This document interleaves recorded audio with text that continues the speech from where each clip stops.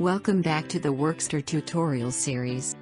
In this video, we will walk through the process of using the saved search feature in the Workstair. With this feature, you can save your favorite search criteria with a custom name. Let's get started.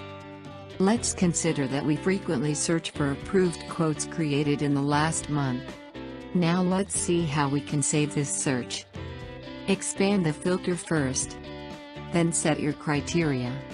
Select our criteria as quote created in last month and statuses as approved. Now you can see the last month approved quotes are filtered. Now you can add a custom name for this search. Then click Save. Let's see how to use this filter. Come back to the quotes page. Then you can click on the saved search right from here. The results will appear instantly.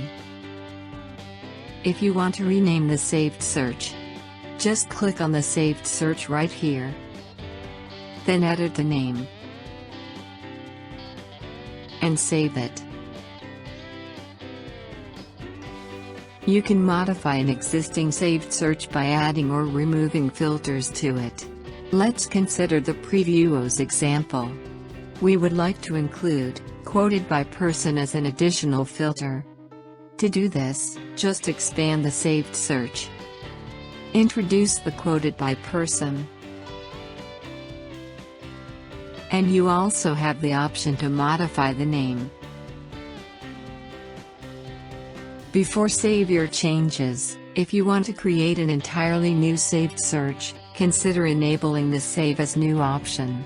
Otherwise the modifications will overwrite the existing one.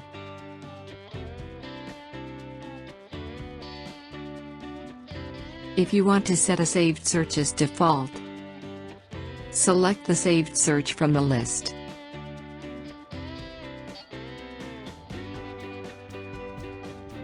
Then enable the Set as Default. When you return to quotes, you will see that the default saved search results will be loaded. Thank you for watching.